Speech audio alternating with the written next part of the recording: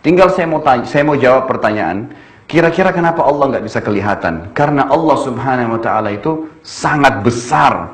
Allah Subhanahu wa Ta'ala sangat besar. Memang manusia nggak mampu melihat Allah. Perlu Anda tahu bahwasanya Allah Subhanahu wa Ta'ala mengutus 124.000 nabi. Ini jumlah yang sangat besar.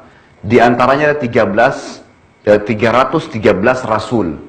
Bedanya antara nabi dengan rasul, kalau nabi seseorang yang Allah utus tidak membawa syariat baru, hanya menyampaikan kepada kaumnya apa yang disampaikan nabi atau rasul sebelumnya. Kalau rasul seseorang yang Allah utus membawa syariat baru, ajaran baru, menghapus ajaran sebelumnya. Gitu kan konseptualnya.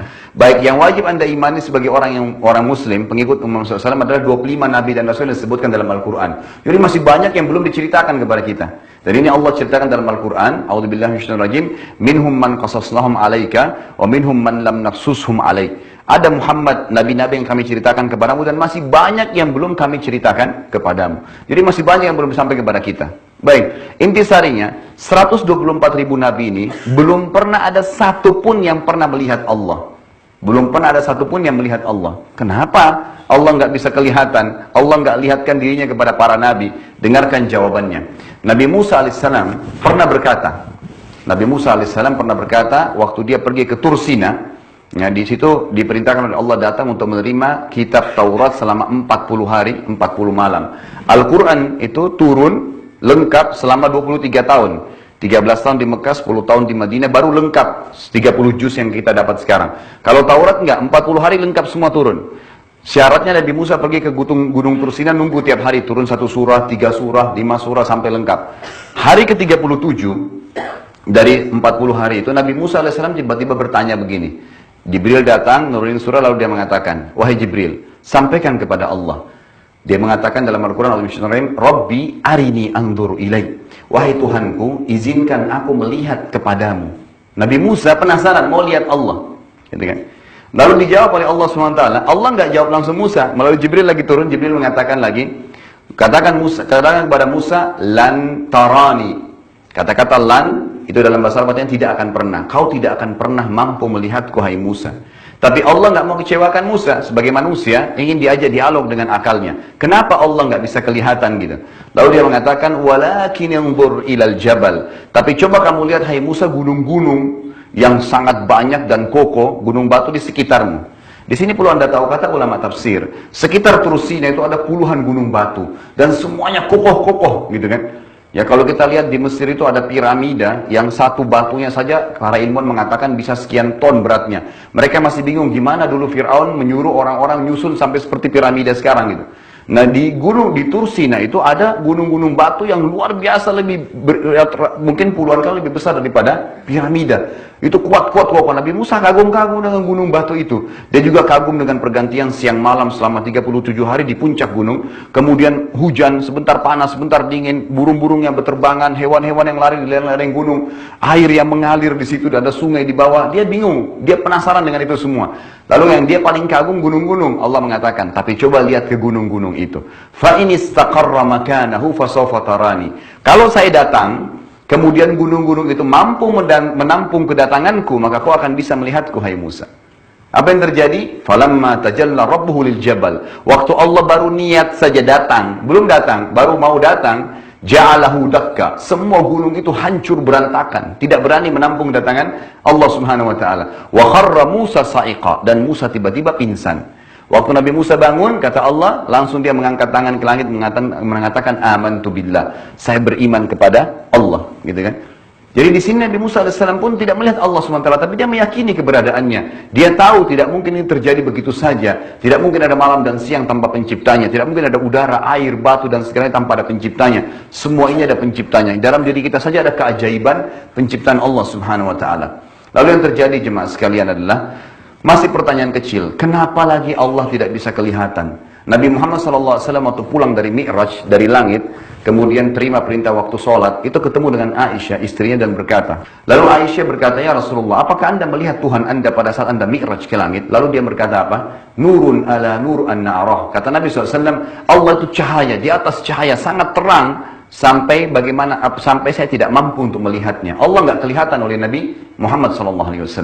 Jadi tidak kelihatan juga Allah SWT oleh Nabi SAW. Tapi mereka mengimani keberadaannya. Karena memang tidak ada Tuhan selain Allah. Kita tarik lebih jelasnya lagi. Ada dua raja besar di muka bumi ini yang mengaku sebagai Tuhan dan mereka menguasai setengah dunia. Ada Namrud di zaman Nabi Ibrahim dan ada Fir'aun di zaman Nabi Musa. Yang Allah ceritakan dalam Al-Quran.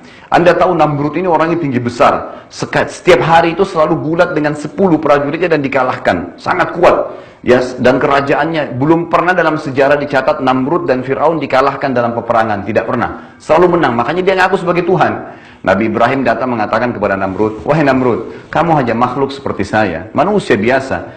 Saya dan kamu punya Tuhan namanya Allah. Allah menghidupkan dan mematikan. Kata Namrud, hai Ibrahim, saya juga hidupkan dan mematikan. Mau bukti? Tangkap 2 orang masyarakatnya, satu dibunuh, satu dibiarin jalan. Kata Namrud apa? Lihat, saya hidupkan, saya matikan. Ini kebodohannya. Karena menghidupkan itu dari sesuatu yang tidak ada menjadi ada. Dari telur yang cair menjadi anak ayam, gitu kan? Dari sperma sama sel telur jadi manusia kayak kita, bisa lari-lari, bisa loncat-loncat. Nah, itu menghidupkan, ya. Dari sesuatu biji dilempar di taman, tumbuh pohon pepaya. Itu menghidupkan, kan? Tidak ada. Ini cuma ditangkap, dibunuh. Yang satu dibiarkan hidup. Dia bilang, saya hidupkan, saya matikan. Lalu Nabi Ibrahim alaihissalam mengatakan kalimat yang akhirnya membuat Namrud nggak bisa ngomong. Apa yang dia bilang? Hai Namrud, Tuhanku dan Tuhanmu Allah setiap hari memindahkan matahari dari timur ke barat. Setiap hari. Apa kamu bisa? Namrud nggak bisa ngomong. Mau bilang apa? Rambut aja yang tumbuh di kepalanya dia nggak bisa bilang dia yang tumbuhin, gitu kan? Bagaimana caranya dia mau mengatakan pindahin matahari? Nggak mungkin. Ini dalam diri dia saja gitu. Dia nggak bisa apa-apa. Lalu Anda tahu apa yang terjadi? Allah hinakan Namrud mati dengan seekor lalat. Udah tahu belum kisahnya itu? Ya. Seekor lalat yang membunuh Namrud loh, badannya besar. Setelah dia bakar Nabi Ibrahim tidak bisa terbakar, gitu kan? Karena kekuatan akidahnya. Waktu Nabi Ibrahim alaihissalam dilempar, jadi waktu dilempar, ya Nabi Ibrahim alaihissalam begitu mau tiba di api yang dibakar oleh Namrud, lalu Jibril alaihissalam datang. Jibril mengatakan, wahai Ibrahim, apa kau butuh bantuan saya? Apa kata Nabi Ibrahim alaihissalam? Perhatikan, Jibril yang datang ya. Dia mengatakan, wahai Jibril, kalau kepadamu saya nggak butuh, tapi kepada Allah saya butuh. Jibril ditolak bantuannya oleh Nabi Ibrahim AS. Maka Allah jadikan api itu dingin dan keselamatan bagi Ibrahim. Setelah itu Nabi Namrud Allah matikan dengan seekor lalat. Jadi ternyata setelah dia sombong, dia penasaran gimana lagi nih Ibrahim harus dibunuh, dibakar di api nggak mempan. Dia terus pikir untuk membunuh Ibrahim AS. Lalu Allah utus kepadanya seekor lalat saja yang hinggap di hidungnya.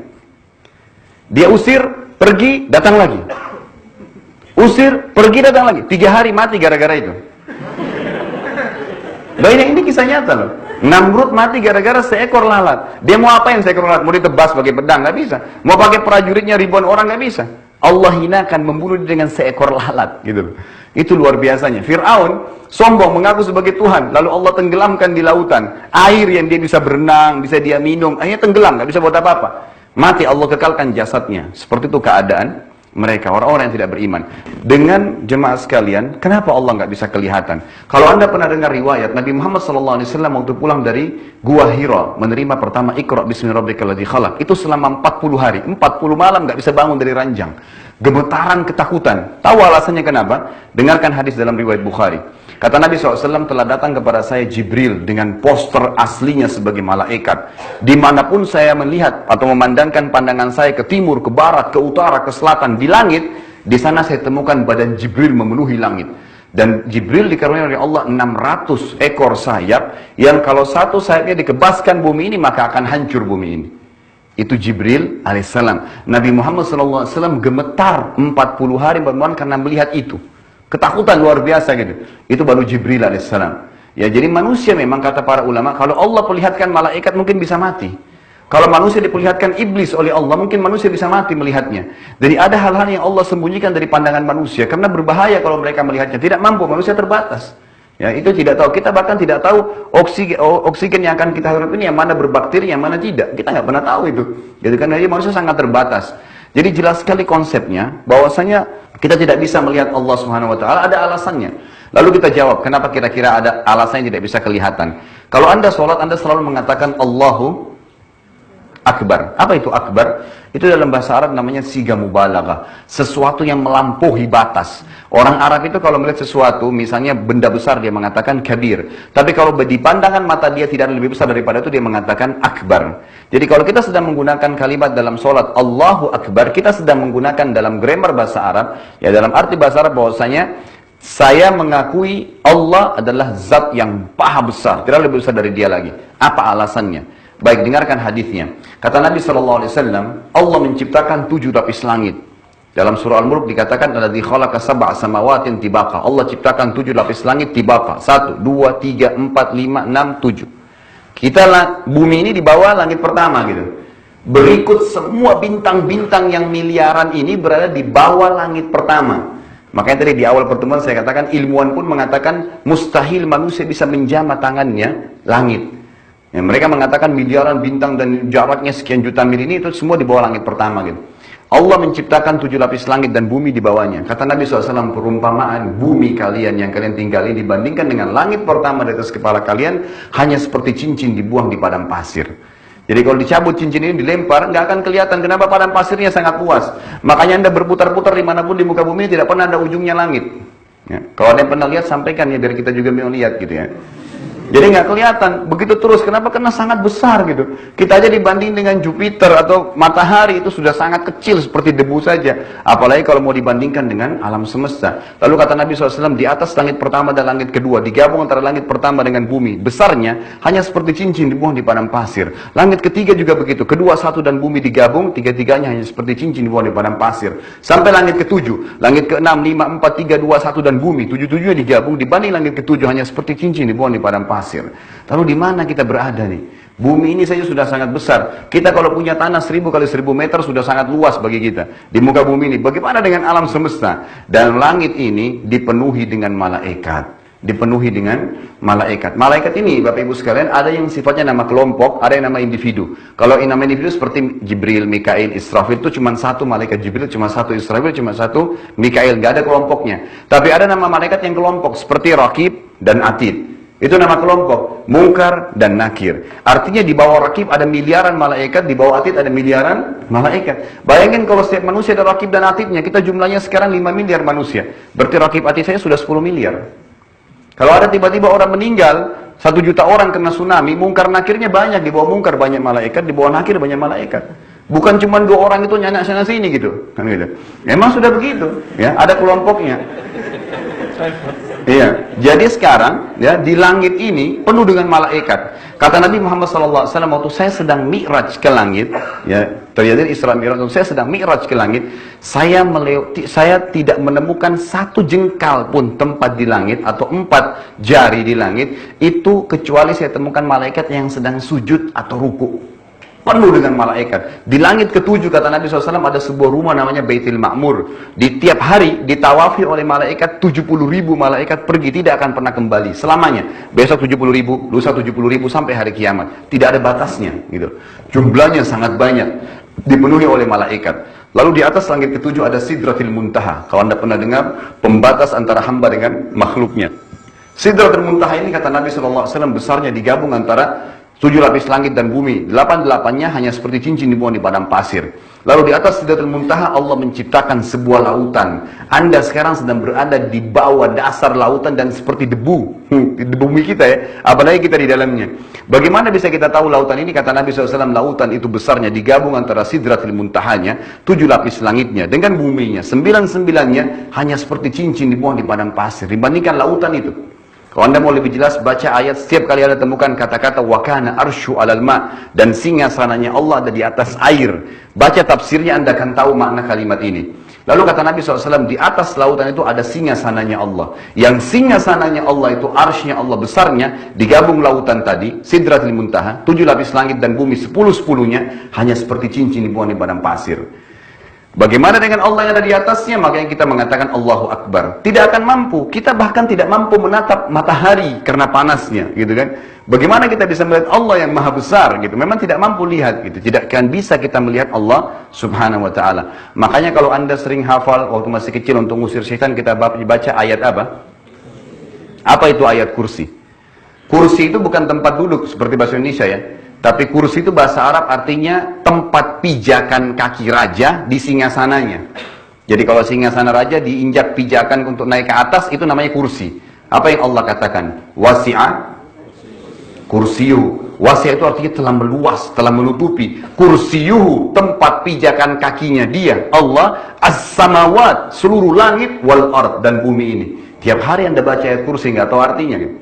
Nah ini luar biasa ini. Makanya kalau baca ayat kursi, setan lari itu biasa, bukan cuma lari, bisa terbakar dia kalau baca itu, gitu kan? Karena menceritakan tentang pijakan kakinya Allah SWT yang menutupi seluruh langit dan bumi ini. Itu ayat kursi, tanda-tanda kebesaran Allah Subhanahu wa Ta'ala.